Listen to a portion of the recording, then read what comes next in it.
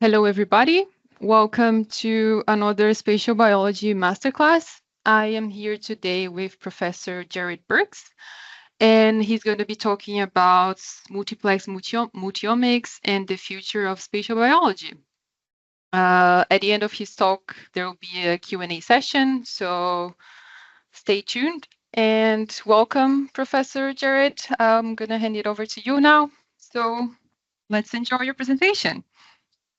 Thank you, Letitia. I'm happy to be here and excited to present today. I'm going to talk about multiplex multi-omics and really how we analyze that type of data and look at that type of data spatially. So I like to start a lot of my presentations with this quote, and it really is specifically pressing to a lot of technologies. So you could replace the word microscope with any technology or assay. And really, it's talking about our internal bias and what we get attached to in our data and what we hope to see and hope to find. And this is not a new issue because we can get tricked into seeing what we want to see. As we can see here, this quote is from Henry Baker in 1742. And for the people on this side of the Atlantic, 1742 is a really old date, and some of us have a hard time placing that in history. This predates Mozart. Most of us can place Mozart a little easier. So this is clearly not a new issue that we're having. This is a long-term and a persistent issue, and we do really need to be cognizant of how technology and assays and analysis really work to make sure what we're seeing is truthful and not just our own bias. So where did all of this start? Well, this all started not quite as long ago as Henry Baker, but not very far from that. H&E staining really started in 1875. It's a 19th century technology. It's still the current clinical standard. It's widely used to find tumor and stroma or healthy tissue, but it's really kind of limited for us to understand progression in the way that we do currently with molecular applications.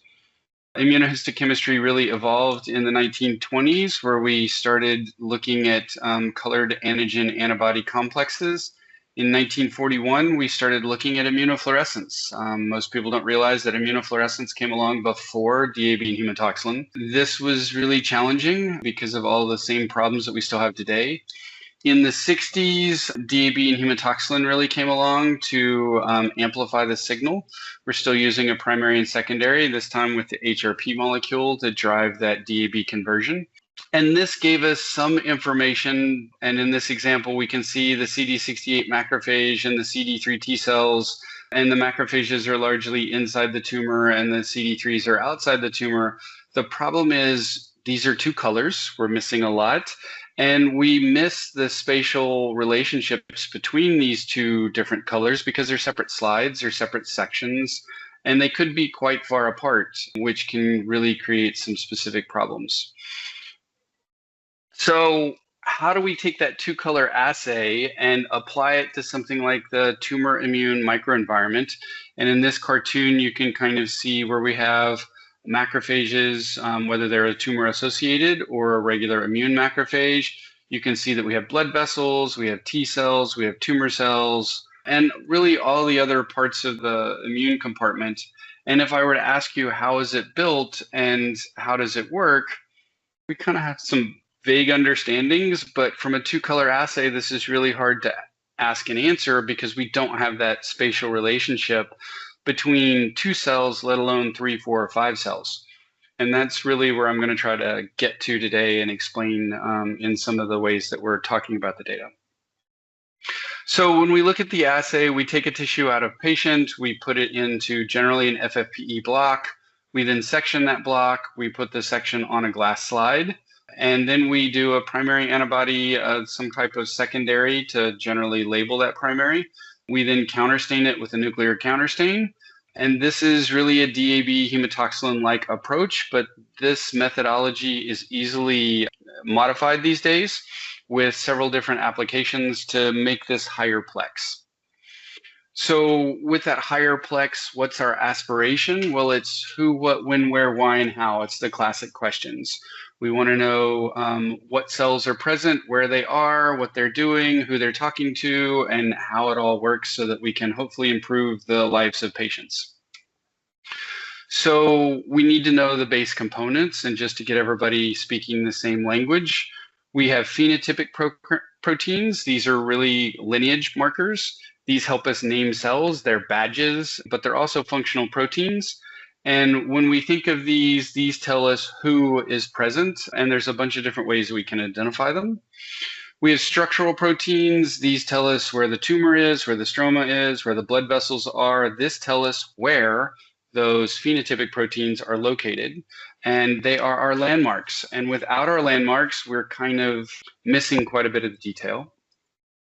And then we have functional proteins, and this tells us what cells are up to. How are they communicating? How are they interacting? What's upregulated? What's downregulated? How is that cell really being affected by its environment? What may be considered exhausted or energized? And so this is really the status of the cells. So we really need these three classes of markers, phenotypic, structural, and functional, to identify this type of information. So if we look at my little sphere, this was originally designed by Bruce Lowell. Bruce Lowell is an adult fan of Lego, and he designed this sphere structure, and then I modified it to kind of be colorful and really represent all the different immune cells and the tumor cells and kind of how they interact. And if we, like kids, were to take this and try to solve this as how it was built, we would need the proper tool to actually do that. There is a proper tool in this case, but most kids don't necessarily use that proper tool. They do a different approach. But before we get to that, if we look previously at the world of flow cytometry, they would largely dump out the parts and they would look at a compositional approach. And this is flow or mass cytometry. This tells us what is composed in this sphere, but maybe not much more beyond that. So to get to that, we would have to disaggregate this. And to disaggregate this, we would smash it on the floor, break it into parts, and then we would count those parts. That's a flow experiment. The problem with that is this is an actual representation of every part in this sphere. And when we disaggregate, and if I were to smash this on the ground behind me, what we would find is that not all the Lego pieces come apart. And if we were to disaggregate our tissue, not all the cellular pieces come apart. And so we have to actually filter our disaggregated product before we put it into the cytometer, or we could clog that flow cytometer. So that means we don't have an exact representation of every cell or every Lego part in the sphere. We only have portions. And if I only had portions and I were to hand it to any member of the audience, who could actually reassemble these portions to get the whole, especially if I said, well, you have to have all these color relationships exact, much like a Rubik's Cube. Every color relationship is really critical. That makes reassembling substantially harder in the way that the sphere is constructed. So we really lose the purpose of each color, the purpose of each shape, and the purpose of each element. And it does kind of create a bias because we don't know what we're selectively removing when we filter out the sample. Are we removing big cells? Are we removing small cells? Does something stick to one or the other? And in the past, when I've done this in person and I've asked by show of hands in the audience who looks at their filter to see what cells might actually be in it, I've yet to find anybody raise their hand and say, oh yeah, I've looked and it's this cell type. Most people don't know and they don't go back to check that. And that's really an important factor. So we generally take this data to the next step, even though it's partial, and we do this clustered analysis of t-SNE or UMAP clusters. And in this Lego example, you can see that the little Lego guy sorts out the parts based on color and organizes everything by the similarity of the color of the part. Now, we could have done it by shape. We could have done it by color and shape. And in the cells, we do this generally by intensity or intensity of the phenotypic markers. The problem is when we cut a tissue section, we don't have a uniform piece of a cell because it's a 3 to 5 micron thick section. And a cell on average is 20 microns. So that 3 to 5 microns might be from the middle, it might be from the edge, it might be somewhere in the between the middle and the edge, which means we might get a variable expression that's just due to the bias of the way we've cut it, and looking at it absolute intensity can mislead. So again, we've got to be careful with what we do. So when we come back to this disaggregated approach, what we can't answer was the layout, the structural elements, how the sphere was actually built. We can just talk about the composition. And in reality, that structure is really important because it talks to or speaks to how one element interacted with another to build the sphere. And in the tumor, that's exactly what we want to know, because we want to uncouple that critical element to stop disease from progressing and improve patient health. So we need a construction approach. There's a lovely Lego example of this as well. We just take our UMAP Tisney piles of parts and we look at how it's constructed and we put them back into context. And this is where imaging really kind of comes into play. So when we think about image analysis, this confuses a lot of people, but breaking it down into parts or apps is really helpful. And if we think about this image as our classical image here, panel design is really the start of all of this, because panel design allows us to account for the structural elements that tells us where things are, the phenotypic elements that tells us who things are, and the functional elements, which tells us what those cells are up to. And so the first thing that we really want to do is segment the tissue and find the tissue from the glass. Once we find the tissue, we're going to really formally start image analysis. And that really starts with the tissue segmentation. Then we're going to segment the cells. And by tissue segmentation, I really mean tumor, stroma, muscle, fat, blood vessel, that sort of subsegmentation. When we get into cell segmentation, we want to look at the cell boundaries so that we can identify the T cells from the B cells from the macrophages. And a lot of researchers still think that this is the treasure box, that we phenotype the cells and we can say, hey, look, I've got T cells here, and they'll count them. So they've done a really expensive and reasonably slower flow cytometry experiment. They're back to just counting cells. And the point is that we don't want to stop with just identifying or counting our cell types. We want to understand kind of where they are located. And so this is where all of the output variables come into place.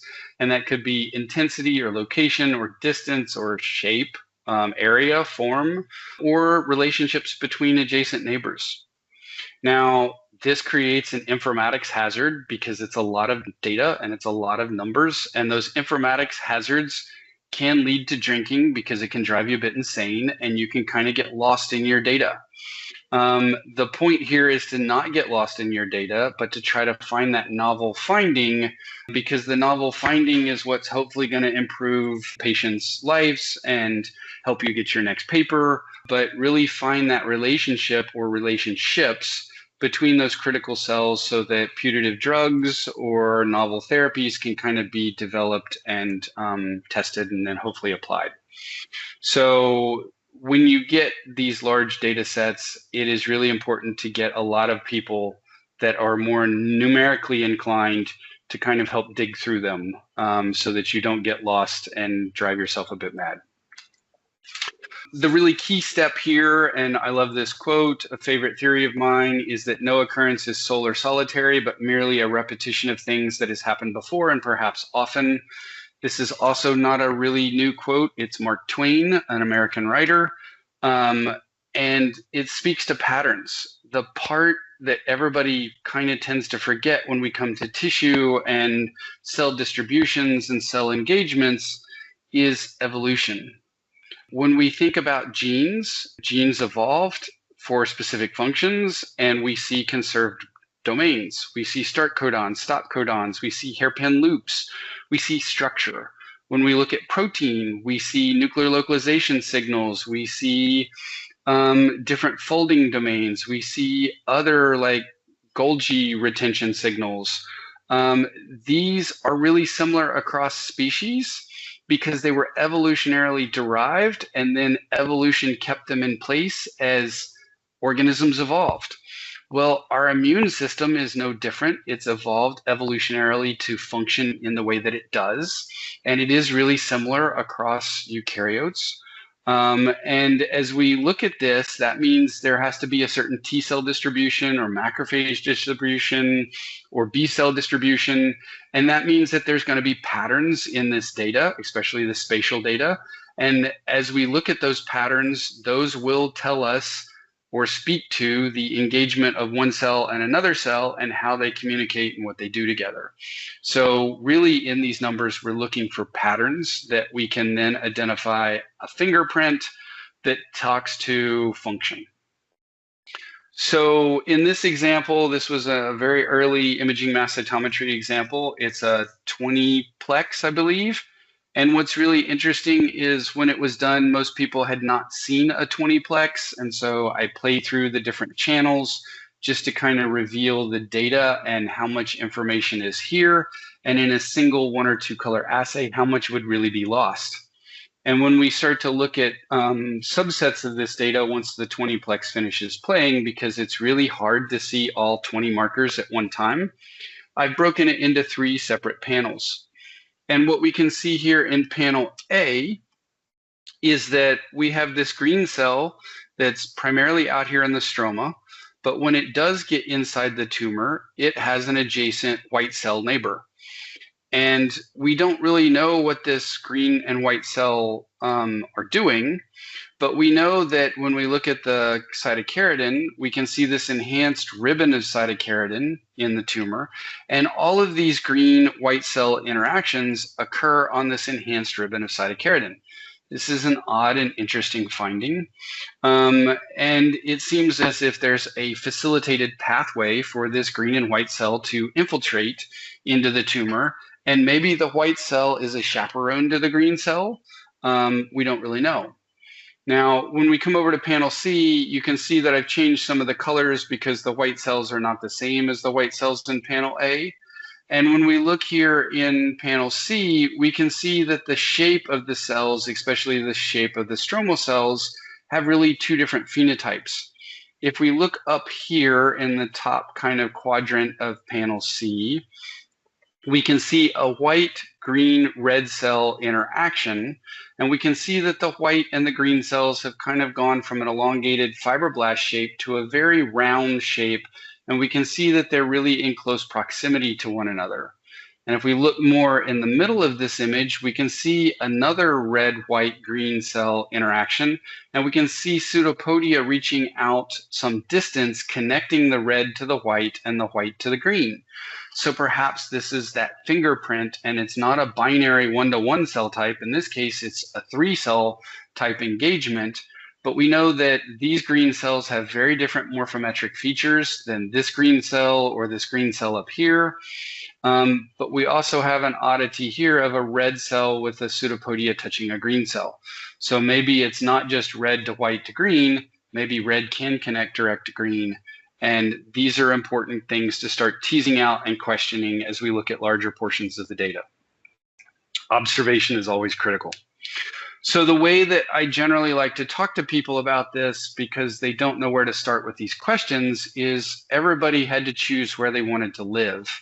And where they chose to live had specific questions. What's the cost of living? What's the cost of transportation or moving around? Is there public transportation? Here in the US, not so much. In Europe, there's lots of public transportation. What's the climate like? What are the school districts like for your children? Who are your neighbors? Are they loud and up at 2 a.m. or are they quiet and kind of nice? And then what's your plan for future growth? These all have homologs, parallels to the immune cells and the immune compartment and disease. We can ask these same questions about where the cells are. And it's kind of important to help us put this into context that we're more used to asking the questions so that we can come up with really ingenious and novel types of questions. So keep that in mind when you start to look at this data, because this orange macrophage and this red macrophage have very different neighbors, even though they do share a couple of neighbors, because this has more exposure to that infiltrating T cell, than this one does. And this also has a different composition because it's got exposure to this CTL cell. So it's important to kind of notice these variances in the neighborhoods. Why is this important? Well, tumor cells really control their neighborhood and they give rise to their own supportive cell. And if the video sound was playing, what we would discover is Emmett, from the Lego movie, who is a master builder, comes in and finds and takes Lego pieces that he really wants. He is a cancer stem cell. And as he finds these parts that he wants, he actually constructs them in a way that is novel. And when he constructs them into this novel design, there you see there's heavy construction equipment. He builds this weird mechanical mech that has some things that are similar, but many things that are different. And the immune cells kind of roll in here at the end and they say, what the heck is this? So it changes it just enough to make it unrecognizable, even though it's built with recognizable elements, and makes it a bit confusing. And that's really important to remember because that's really what disease is doing, is taking our own things and just mutating them slightly. So this is the second video that I was going to play, and it will play, and it's basically why is everything in Atlanta an hour away from Atlanta? And what this Instagram person is speaking to is that there's a relationship between roads and traffic, and that as you make roads wider or larger, you get to a homeostasis in traffic. And the oranges that popped up was saying if you lose 10 cents on every orange you sell, doesn't matter that you sell more oranges, you're still losing 10 cents per orange. And so the more you sell, the worse it makes your problem. Well, as roads grow, there's a homeostasis to the amount of traffic that is possible on those roads. And so you get a problem. And that has a relationship to parking. And as he just showed that big arena with all the parking, as you build out roads, you have to build out parking. And as you get to parking problems, you get to road problems because cars are really inefficient ways to transport people. And so you get this relationship between parking and roads and complications in how you move things around, and just making the road wider doesn't solve the problem. You need to use mass transit, which is what Europe's figured out, but the US hasn't figured out. But in our cell systems, we don't necessarily have mass transit. So how do we solve the problem of parking and roads? And how do we solve the problem of getting our immune cells to our tumors in a way to have them be functional? But then we have to park them at the tumor or infiltrate them into the tumor so that they can be functional at the tumor. So we have not only this where you want to live problem that I previously described, but we also have this traffic and parking problem because we have to get to other locations and we have to be engaged once we get there and not just circle around because there's no place to park our car. So we've got kind of a dual problem here in the way that we look at our tissues, and we have to remember that our tissues are really snapshots in time and not live cells, and we're not really trafficking and following where those cells are moving in real time. So we're just getting that snapshot. This also highlights another problem that we tend to forget, is that for cells to move, this comes at an energetic and protein cost because we lose adhesion molecules as the cell kind of crawls across even a glass plate. This comes at an energetic cost, and a cell is not going to do something without considering that energetic cost. We have to consider the laws of physics, the laws of motion, the conservation of mass and energy, the laws of thermodynamics, and electrostatic laws. But we also have to think about, once the cell moves and migrates, the way that it's going to communicate. And these communications also come in energetic and protein loss, because a lot of the times these are secreted molecules, secreted proteins. Sometimes we build large structures to help with that protein transportation. Sometimes we just secrete these proteins and we hope that they get to the right place. Sometimes it gets really complicated and we build a whole extracellular vesicle. All of this comes at an energetic cost, and the cell doesn't throw away energy and protein and material in a willy-nilly fashion. It does it in a highly conserved approach, where the cell would be inefficient and it would actually kill itself because it would run out of materials or it would run out of energy. And so one of the things that we've largely been doing to this point is just looking at protein, or sometimes protein plus RNA, and thinking that we're going to see everything that's actually happening in cells. And that's one of the reasons for the multi-omics approach, is we're trying to put back some of these other laws of physics and consider them when we actually look at this type of data. So how do we innovate? How do we really think about the next step in spatial biology? Well, we have to introduce a new method, a new idea, or a new product. We need to understand how those new methods or new ideas function. And sometimes it's not really that new. It's just a twist on something that's old and making a small change. So I like to talk about multimodality, multi-omics, and I like to diversify the challenges by using multiple pieces of equipment to give us better insights. If we look at a blood sample, we get a serum sample, we can look at cytokines. From those cytokines and from the PBMCs that get isolated, we can look at the composition of our tissue or the composition of the immune compartment that's in the blood. We can then look at imaging data and use that composition to see how similar or different the construction of the tissue is and the immune cells that are present in the tissue. But we can also use that cytokine analysis to target cytokine detection in the tissue. And if we pair some of these different technologies together, we can get further, faster in our understanding. And I'm going to show you a little bit about this pipeline today, but there's lots of pathways through that kind of graph. One of the things that's really important to remember is we're using a fixed tissue. And that fixed tissue can be cut into sections.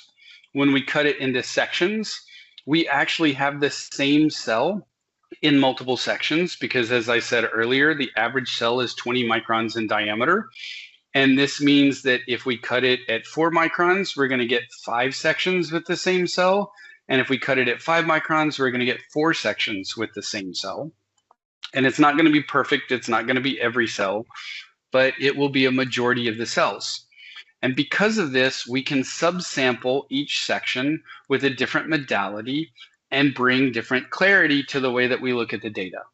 Now, I put spatial proteomics in the midsection because spatial proteomics tends to give us the best tissue boundaries with our tissue markers for tumor and stroma and blood vessel and all of the other different tissue compartments. But it also gives us our best cellular boundaries because we can use membrane proteins, which are largely phenotypic identifiers, to find the edge of cells. We can then take those annotations and pass them into a targeted or a non-targeted analysis. We can still do the classic H&E to make all the pathology buddies happy and give a better context. And then we can even save a section for targeted questions, whether those come from the reviewer comments or those are more targeted questions based on the early analysis. But by cutting these 5 sections, and we only have the opportunity to do it when we cut the block, we can get this adjacency and look at the same cell across these 5 sections, or at least a majority of the same cells across the 5 sections. So with this approach, I've had the blessing of working with Sami Ferri-Borgaggio, and this is a picture that I quickly snapped in the lab as we were looking at a positive and negative control. And that positive negative control, she was really curious to make sure that it was going to work out correctly. And she was this kind of tied up over it and this angsty over it. And this is the correct type of researcher you want to work with, because this means they care so much about the positive and negatives that they are really going to make sure that they're looking at the data correctly as well. So in Sami's 2023 paper, largely using Visium and Opal, she actually identified an interaction between ApoE and LRP5. And this ApoE LRP5 ligand and receptor, she found that in long-term survival, this communication between the cancer-associated fibroblast, this green cell, and the tumor cell was disrupted, and the ApoE LRP5 didn't communicate. But in short-term survivors, she found that this communication was intact. And interesting, ApoE is a lipid metabolism marker. Now, this is a non-canonical use of a lipid metabolism marker, but keep that in mind as we go through some of the data. And the other thing she found was a series of additional markers to identify the cancer-associated fibroblasts, the CAFs, that she didn't previously know. So she was better able to define a cell population, and she was able to define a receptor ligand communication pathway that correlated with long-term and short-term survival of ovarian cancer patients. So we've since gotten the Lunaphore Comet. The Lunaphore Comet is a sequential immunofluorescence device. It automatically stains 2 primaries, then 2 secondaries. We then image those 2 secondaries with the DAPI counterstain. We then elute those primaries and secondaries, and we repeat this process. And we can repeat this 20 times. And because there's 2 antibodies per cycle, we can look at a 40-plex. And so this is a 40-plex panel that we looked at. And because of her paper, you can see that we're looking at a lot of cancer-associated fibroblast markers. We're looking at a handful of other immune markers, but then we're looking at a plethora of functional markers because we want to know what's actually happening in this space.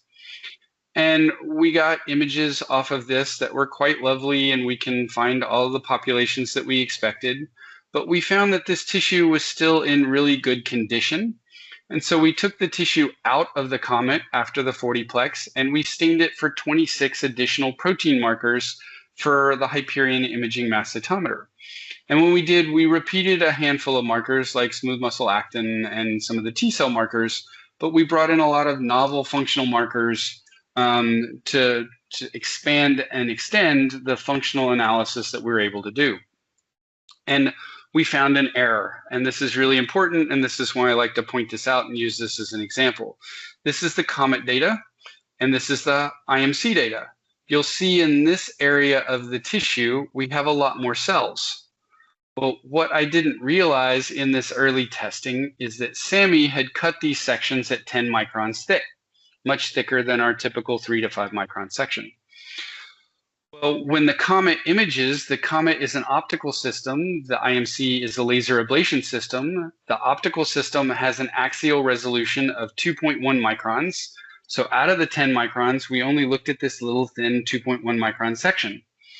So this means that when we laser ablated, we looked at a thicker section, and that's why we got more cells in the IMC image than we did in the COMET image. And when we employ this method now, we make sure that we cut them at 4 microns so that the 2 tissues are more closely in alignment for both modalities, so that we're not looking at additional cells that we might not have seen.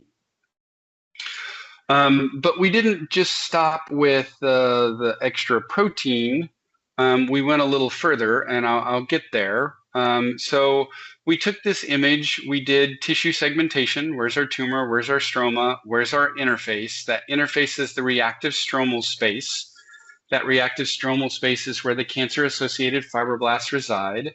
And when I turn on the CAF marker in magenta and I toggle back and forth, you'll see that most of the CAFs are actually located in this magenta space, and that we have good alignment in our call of reactive stroma and the location of the CAF cells.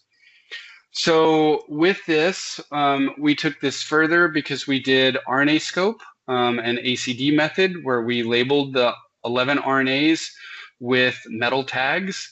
And at the same time, we imaged these antibodies, we imaged these 11 RNAs. And you can see here in a zoomed in portion of that tissue, these are tumor cells. We can see 2 red CD8 T cells, and then we can see this magenta cancer-associated fibroblast. And at the moment, I'm showing you the granzyme B that's upregulated in this CD8 cell. And when I turn on the interferon gamma, we can see the interferon gamma RNA that is also in this location. So in this example, we have protein plus targeted RNA. to really look at the functional role of these CAFs as they interact with T cells and tumor cells. Now, this was all from the same piece of tissue, from the same imaging, and Visiopharm has a tool called virtual double stain or tissue align, depends on how long you've used Visiopharm.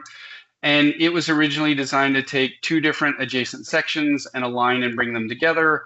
But with this being the same section, this tool really does work nicely. But we have this tool. So we can work around or pass limitations, and we can bring in other modalities with an adjacent section. I've already shown you my 5-section strategy. So in this case, we took an adjacent section to this section that I've already shown you, and we put it through a Bruker's timsTOF flex with Aaron Seeley, who's over at UT Austin. And Aaron is a wonderful imaging mass spec expert. And in this analysis, we get pixel-related data. She uses a matrix to liberate the metabolites. And what's important to note here is that this is a 20 micron per pixel resolution, so this is not subcellular. And each one of these peaks is a different metabolite, and this is the average of all the metabolites across the image, but each pixel gets a trace like this that's a mass to charge value. So when we look at the image, we can find our tumor stroma and interface, and we can use the same colors. The interface is the magenta. And when we start to look at certain metabolites, we see correlation between the interface region, the reactive stromal region, and certain metabolites that we find. And so this really says that there are regions of the tissue where specific metabolites actually reside. And this circled us back to that ApoE LRP5 story, a non-canonical use of a lipid metabolism marker. So when we started to look at this data across the COMET to Hyperion to RNAscope with the Bruker timsTOF flex, and we aligned all of the images in virtual double stain or tissue align, we found 66 protein targets, 58 of them unique. We found 11 mRNA targets, 2 of which were also detected at the protein level. And then we found 68 unique metabolites that were found in the reactive stroma that tended to correlate with those cancer-associated fibroblasts. So in my mind, I start trying to figure out ways to understand this.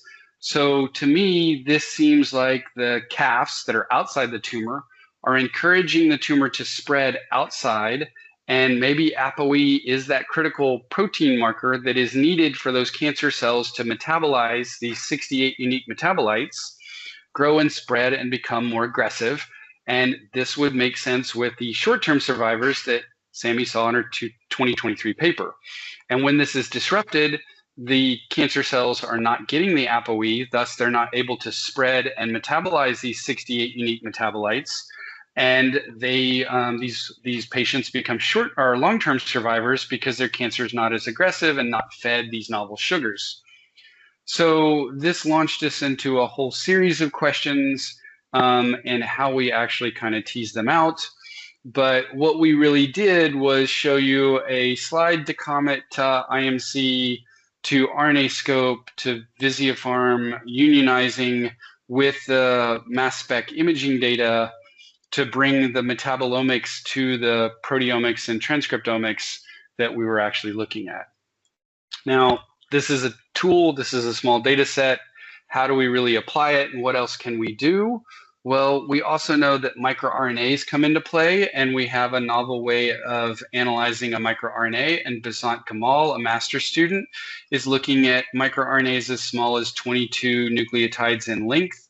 We use a probe with a DIG attachment. We use an anti-DIG antibody and HRP. This is like OPAL. And we bring in an OPAL 570 or a TSA 570 labeled marker. And this allows us to see these microRNAs. Javier and my group kind of helped her analyze some of this data. And so when we look at DAPI, keratin, and CD31, we can find our blood vessels. We can find CD45, our immune cells, PD-L1 expression, granzyme B expression. And then we can actually find macrophages and arginase expression. And we can also find these microRNAs in where they're in location to immune cells but we can also phenotype these and identify these microRNAs in different phenotypic cells. So we can take these same tissues and twist them really quickly after putting them through the COMET and find not only mRNAs, but microRNAs as well. We've also now directly added RNAscope to the COMET instead of just putting it in the Hyperion. And what we can see here is a similar sample with keratin CD4 in this case, CD8. And I'm just playing through a series of images, CD68 with the macrophages, CD163. But we can also look at VEGF by RNA. We can look at interferon gamma and PDL1 by RNA. We can look at ApoE and smooth muscle actin by protein, but the ApoE by RNA. And we can see all of this ApoE in the tumor, which means this is an aggressive, short-term survivor. And then we can start to understand kind of how it's transmitted because ApoE can get secreted so fast that we can't see it as easily at the protein level sometimes, but we can detect it at the RNA level, which is how it was originally found in Visium. So by pairing this, we can resolve something that's really dynamic and fast. So ultimately, this gives us a pathway of tools and technical networks to answer and ask a lot of questions, not just a couple of questions. And this is all on one section. And then we use the Visiform tool to kind of bring it all together. So why did we build all these tools? Why did we figure out how to connect all these devices? Well, this gets back to our tissue segmentation approach. And as we start to look at other novel applications, we can use spatial metabolomics. We can use stomics, which is a novel spatial transcriptomics method. We can use targeted transcriptomics methods like MERScope, Xenium, CosMx, or RNAscope. And we can really bring this together in a unique way to do more with less and to do more faster. And in a recent publication with Sammy and a few other people in support of a Human Tumor Atlas Network grant, we looked at 17 sections where we used 3 different modalities: mass spec imaging, COMET sequential immunofluorescence imaging, and stomics spatial transcriptomics sequencing. And we looked at not only the metabolites, but the glycans and the peptides. We used a targeted proteomics in the middle, and then we did transcriptomics, but uniquely, stomics can look at other things as well, including microbiome data. And so we brought these 3 different technologies together to look at 6 different analytes, and then we repeated this 3 times across the 17 sections so that we could look at 3-dimensional analysis and rebuild the 3-dimensional stack. So this gets to be a lot fast, but it's really based on the way that we section. And of course, we have different resolutions, the COMET being the highest resolution, thus it's in the middle, the mass spec imaging on one side, the stomics imaging on the other, so that we can use the COMET imaging to improve the other. And between mass spec imaging and another mass spec imaging, or any section and another section, is 20 microns. So we're generally in the next layer of cells when we look at the way that we structured the sectioning, so that we're not oversampling our data. So if we look at the proteomics, again, we looked at the COMET. We only did a 20-plex in this case. This was largely phenotypic in focus. We took and put this into Visiform. We identified tumor, interface, or reactive stromal areas, and stroma. We did our tissue segmentation. And if we dive into this, we can see the magenta region versus the stromal or the tumor region. And we can see what this looks like with a few of the stains. We can dive into this data a little further and look at different submarkers and see what's happening in the tumor, the interface, and the stroma. And uniquely, what we found is a CD66B population, which isn't really visible when we look at the individual sections, But when we look at the three-dimensional reconstruction, we can see that this population of cells is clustering. It just happens to be clustering in Z and not in an X and Y plane. And so we did find populations that only kind of clustered together when we looked at the Z dimension. And so when we see these sections here in the stroma, we can see these novel populations. And so that's one of the reasons that this three-dimensional analysis is really important. Now, when we look at the metabolomics, glycomics, and peptidomics, this is a bit of a different technology than probably most of the audience is used to. We take a tissue sample, we put a matrix coating that's going to liberate metabolites. We are then going to take those liberated metabolites, we're going to detect them in the instrument. Then we're going to wash and remove that matrix. We're going to add another matrix. This secondary matrix will only liberate glycans. We can then detect the glycans and find the glycomics. We can then remove that matrix and add trypsin to liberate peptide fragments. We can then detect the peptide fragments, and at the end, we stain the slide and what's left with an H&E. But this is all the same section through these different modalities or different methodologies that Erin Seeley really worked out. And from a fresh frozen, she's shown that she can do 9 different methods sequentially. This is an FFPE. So largely we do just these 3, but there are ways to kind of bring this together and look at metabolites, glycans, and peptides all in the same section. So when we look at this and we apply our tissue segmentation information from our proteomics data, we can still find our tumor stroma and interface. And in this data set, we found 164 unique glycans, 948 metabolites, and 586 peptides. And when we dive into some of the glycans, I believe, you can see that we have novel glycans in specific stromal regions or tumor regions. And you can see that they can be void in the reactive stromal region or substantially lower in the reactive stromal region. So that means that they do sequester, which is interesting because some of these are soluble. And you have to realize that the resolution here is 20 microns, but we're still getting good correlation with a higher resolving technology. So when we dive into the transcriptomics, at this time, this is really early access to stomics, and we had to bin the analysis. We can now do cellular identification in the FFPE samples, so we would do this without the binning analysis. But in this particular option, for those unfamiliar with stomics, it is a 0.22 micron or 220 nanometer spot that reoccurs every 500 microns. This is like Visium, but substantially smaller because you get 400 to 800 of these spots per cell instead of cells per spot. So it is substantially higher resolving than what we get from some of the other modalities. It also uses a poly-N, and this poly-N allows it to capture any RNA in the sample. You place the tissue on top of the slide, so you have to have this at the time of cutting, which creates a bit of a logistics headache, but it's something that we have managed and clearly done because we published. It then uses a rolling ball amplification to amplify, and then it goes into a complete genomic sequencer called a T7, which is a non-targeted sequencing method to identify the RNAs that we found. We can look at all genes, and we can see really nice correlation with tumor and stroma.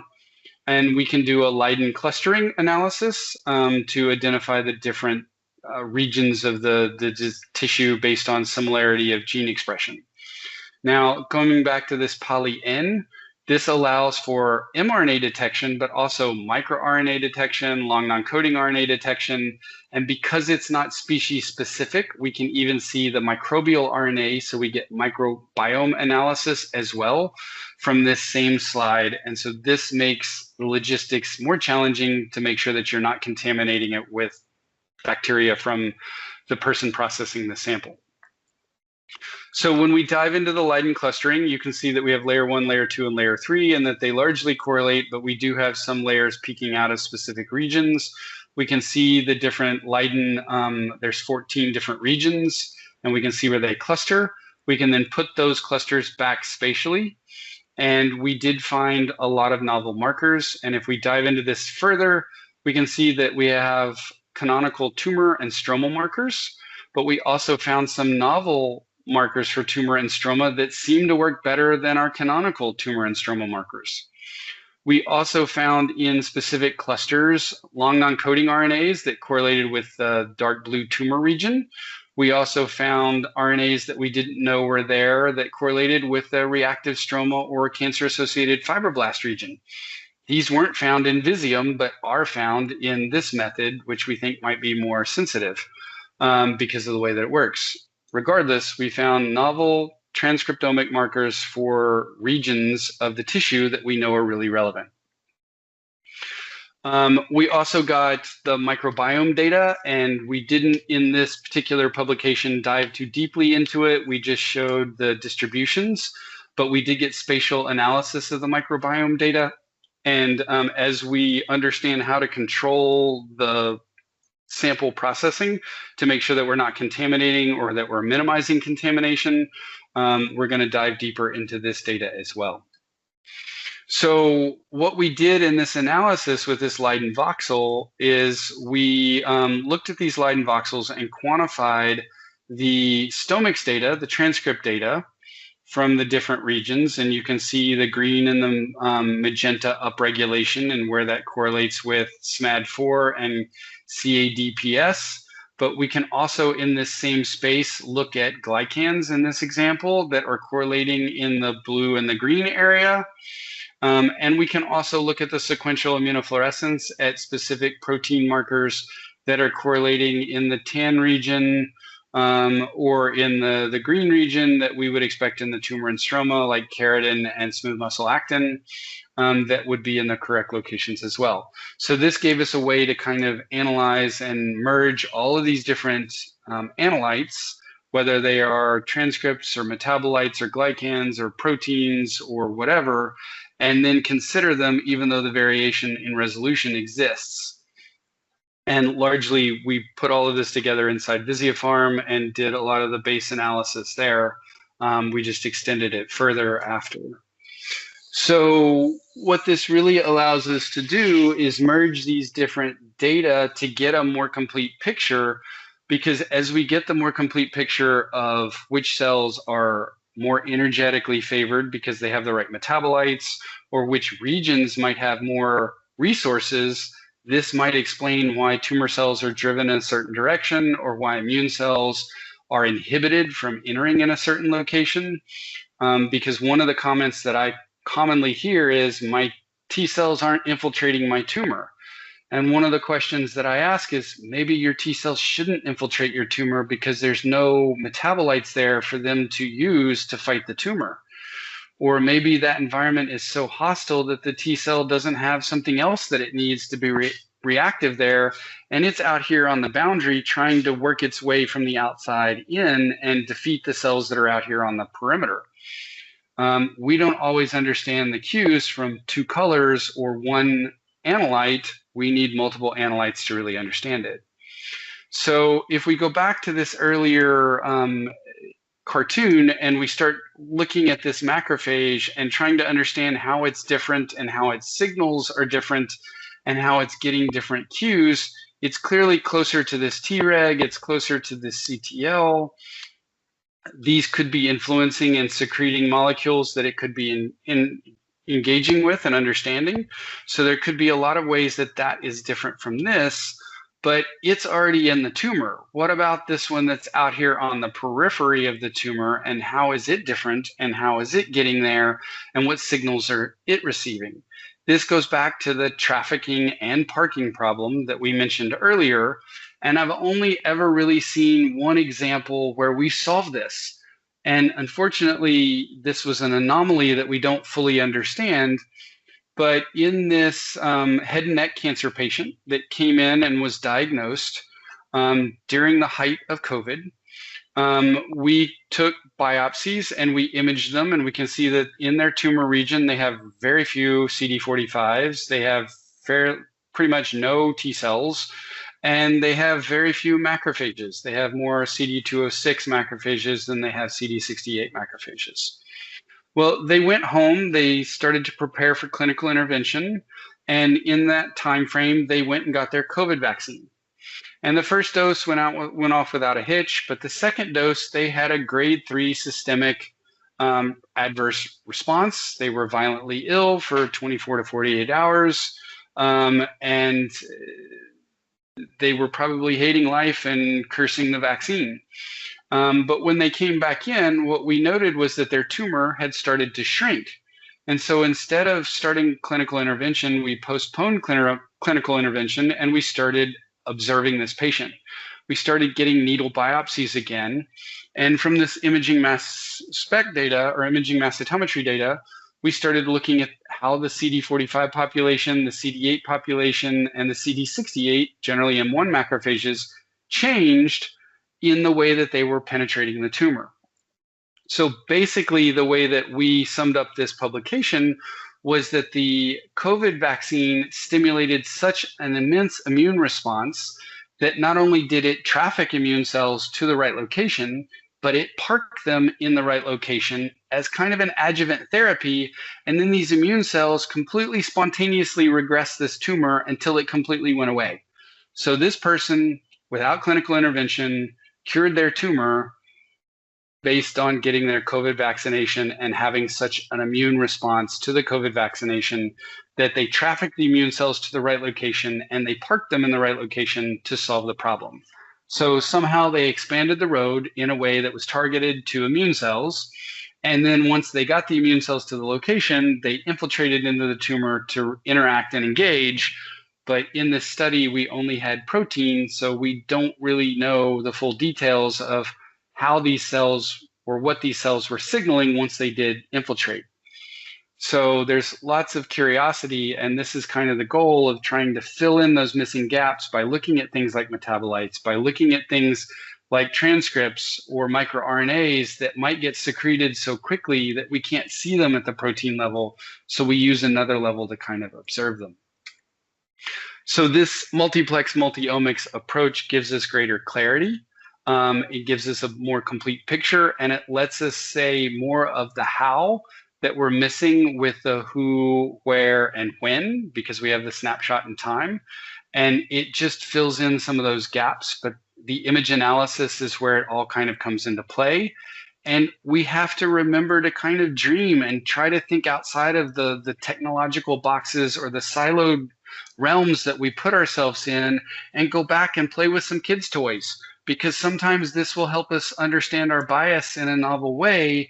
And once we understand the bias, we can move past or around it and really get to better questions and answers that we might be able to find to help patients. So with that, I'd like to acknowledge Sammy and Basant and Aaron, as well as everybody that works in the core facility here with me, and all of the funding that we all kind of have, and happily answer any and all questions that might have come about.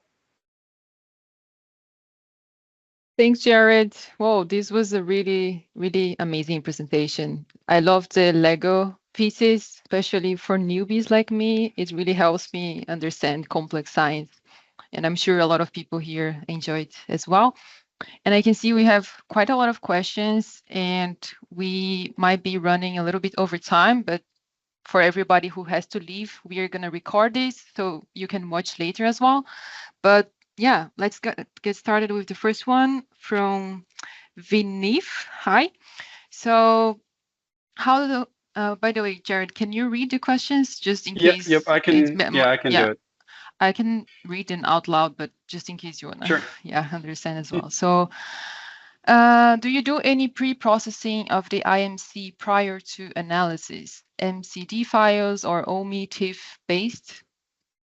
So almost all imaging has some type of pre-processing. And if you've been in imaging long enough, we had dark current noise, shot noise, camera problems in older systems. All of this requires some type of pre-processing. IMC has a resolution of 1 micron per pixel, and it's using a different type of detector. So doing some type of median filter to help eliminate some of the noise from the data is really important for IMC specifically. But as I said, we use those for a lot of things. Median filters help us find edges of objects really nicely as well. So pre-processing is your friend and super important. Cool. He's also asking, how are you linking all the data and cell IDs? Where are you integrating it and analyzing the steps from Visiopharm onwards? So in Visiopharm, when we do image alignment or tissue alignment, we will align the images and then analyze the data from there. And so the centroid will be the same for the different layers as we go up and down, and we can pass the annotations up and down as well. This allows us to kind of visually inspect our alignment and visually inspect that the cells are aligning appropriately so that we can have greater confidence. And this is one of those sanity checks that we kind of do when we go through the analysis. And I really do encourage you to go back and look at your images often and a lot to make sure that your sanity checks are there. And then once you do that, you can dive into the data table and make sure that you don't have correlation of markers that shouldn't necessarily correlate, and that might target you back to regions of the tissue that you missed. So we kind of do it twofold. We just look at the images, but then we also look at the data and use that information to go back and look at targeted regions of the images. Great. So Jim Mansfield is asking, how are you phenotyping cells based on RNA, by counting spots or by intensity or both? This is a lovely argument that I have with a lot of researchers. And the problem, and I'm going to use my cell phone as an example, if this is a cell and I only cut this little section out of the middle, I'm going to get a certain number of RNA spots. But if I cut this section up here at the top, I'm going to get a very different number of spots because the nucleus is here and the edges cell is going to have fewer ribosomes and other things that engage with RNA. And so the spot counting is going to be different. So I tend to like an H-score or a bend analysis for RNA-based approaches where we look at ranges, because when we sample our cells, we're creating a bias, and the only way to compensate for that bias is to use a range as opposed to an absolute count. And so by bending the analysis in like high, medium, low, negative, I think we get a more accurate approximation of RNA. And we can use RNA in phenotyping to help confirm what we're finding at the protein level. But even though we use these as phenotypic markers and name badges, my name badge is also a key that opens doors. These proteins are functional markers that also do things, not just name a cell. And so into the right conditions, I think that cell will turn on that protein marker if it needs it. So sometimes we might have some novel engagement there that can occur. Cool. And Vinit, again, it makes sense with RNA scope, but how about the Xenium data? Can you integrate it with Visiopharm with Comet? So you can integrate Xenium data with Comet data. You would use an adjacent section. There are some groups that are doing things post Xenium on the Comet or on the IMC. Caleb in Oklahoma, Martin, I think is Caleb's last name, has a Xenium to IMC method on the same section, and he even uses an H&E stain on that slide after the Xenium, and then stains it that's H&E labeled with IMC antibodies and images that, and has been successful in using IMC-based imaging because it's not a fluorescence technology, and H&E is wildly autofluorescent, especially the eosin. So there are novel ways to bring in other methods post-Xenium, and I'm sure there's going to be a lot of papers that are out here shortly speaking to some of those. Cool. Regan has a philosophical question. So technology now allows for 100-plex IF or 500 plus protein barcodes, 10,000 transcripts, metabolites, glycans, peptides, etc. Question, just because you can collect all this data, should you, assuming reagents costs are not a limit, even if not needed to support the working hypothesis, given tissue is precious and the data is digitally archived for future use? So Regan is always great at these philosophical questions, and it really boils down to what we know and what we don't know and what the questions are of the experiment. No, we shouldn't do all every time. And we can employ in our discovery phase tissue microarrays. Again, speaking to evolution and the repetitive pattern, we don't need to image all of the tissue. And I have previously published looking at a central core, a peripheral core, and the whole tissue, that if we look at neighborhoods, the central core plus the peripheral core, we get the same information as looking at the whole tissue. So if we create tissue microarrays, we can do this with much fewer slides, much more economically feasible, and much quicker. And we can also standardize, unionize the data because we're putting all of the reagents on one slide instead of 100 slides, which means we get less batch effect and less batch bias, which can really be important to consider as well. So again, circling back to that earlier statement about microscopes and bias, we really need to consider what questions we're asking and how we're asking them to make sure that we're looking at the data appropriately. But there's always going to be a discovery phase, and then there's always going to be kind of a more critical clinical phase where we're asking targeting questions about, is this drug the right one for this patient? And no, we don't need all of that for answering that question sometimes. Yes. And Vinit asking, on a broader level, what software tools are you using to integrate and visualize the proteomics and transcriptomics data? Open source? We use a lot of the programs from the different suppliers. So Stomix has its own pipeline, and I showed you Stomix method earlier. We've used Space Ranger for Visium data. Once we get the image data, we try to align it so that we can improve the cell segmentation information.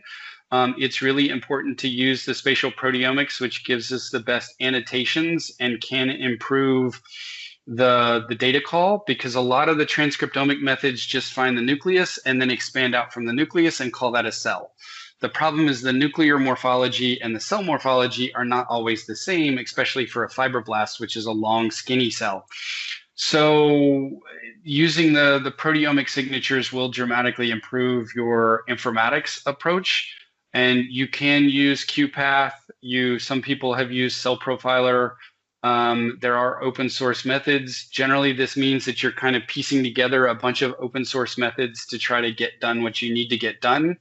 For a long time, Bernd Bodemiller was using Elastic and then Cell Profiler just to do his tissue segmentation and his cell segmentation. It worked. It got published in really high tier publications, but there are other ways to do some of this stuff. Mass is asking, these methods seem to be a great way to better understand cells that require cell-cell contact, something that was hard to analyze with flow cytometry. Do you think this method will add new ways to understand cells that work at distance, maybe visualizing cytokine gradients in tissues? This is a great question, and one that's really kind of been on the forefront of my mind. Is we think of cytokines as messages in a bottle. We might go to the coast of France, put a message in a bottle, toss it out, and see if it winds up in Great Britain, or if it winds up across the Atlantic or in the Caribbean and hits one of the islands. We don't really know where it's going to go, but with weather patterns and tidal flux, we can actually predict, or at least give an idea of where to go look for it. And if we do enough testing, we can kind of track that down. We can use that same types of math to use cytokines and the RNA upregulation and any protein that we actually find outside the cell to look at diffusion gradients from cells that have high levels of transcripts, and then look at the protein that's out and around those high levels of transcripts to try to look at those diffusions and try to figure out what were the tidal patterns, what were the environmental conditions to look at where those cytokines might have gone when they did get thrown out of the cell. We're really starting this work. It's still really early in the process, and I don't have here it is, this is the perfect answer, but I think this is the way we're going to solve it. True. Thank you. And question from Sonia. With so many markers, many of which are in flux, how do you narrow down what is an interesting change versus what is background? Is it purely p-values? This is a great question because we don't always know. So we really try to look at large patient cohorts where we can stratify responders, non-responders. We can stratify long-term survivors, short-term survivors. We can try to tie this back to clinical outcomes as much as possible, or clinical variances. And if we can get any type of time course collection, those are really the most advantageous to try to understand what's actually happening to this patient over time. So one of the things that I'm currently working on is setting up organoid models so that we can do and control those perturbations and those time points in ways to try to tease this out. Because when we only get one snapshot from a needle biopsy or a debulking surgery, it can be really hard to look at this flux because we are just looking at this one moment in time. So it's something that we're going to have to dive deeper into. Cool. Thank you. Amazing body of work, Jared. That was damn thing true wrong. And Mass is asking, with so many ways to look at this, protein, RNA, glycomics, etc., what is a subcellular method you want to be able to use in this aspect that is not yet possible? Lipids. That's an easy one. The problem is in an FFPE sample, lipids are destroyed and removed, and lipids are wildly important as a source of energy, but also a source of structure. And when we do an FFPE embedding, we strip all of the lipids away. So we're still ignoring a major component of our tissues and our cells because this speaks to membrane flexibility and how cell-to-cell engagement really occurs, how virus particles infect, and a whole slew of other things. So at some point, we're going to have to go into lipids, probably with a fresh frozen or a fresh fixed sample. And this means a lot of the ways that we're currently detecting with the proteins and antibodies, we're going to have to find novel antibody targets because our antibodies are designed for FFPE function. So lipidomics is, I think, going to be the next biggest thing to tackle. Cool. And I think that was the next question from Regan. What omics is next? Is it that's lipids? Okay. Lipids. Cool. Lipids and microbiome, we're really just at the surface of the bacterial genome and or the bacterial presence. And when we think about bacteria, they're metabolizing metabolites and giving different off products. And so they're really helping us break down sugars that our cells can't break down and giving us a byproduct that our cells can break down. And understanding the way that the microbiome is kind of engaged and involved with our cells is going to be really important because we already have publications that show patients do better with certain bacteria versus others. And they do use that as a clinical treatment method at the moment too. Cool. Well, thanks, Jared. This was a real masterclass. I think if we don't have any questions, I guess we can finish here. And thank you everyone for joining us today. And if you want to rewatch tomorrow or another day or share with your colleagues, we are going to share the link of this class via email and in our social media channels as well. And I look forward to seeing everyone in our next class in July. Thanks again, Jared. Have a good day. And yeah, bye everyone. Thanks, guys.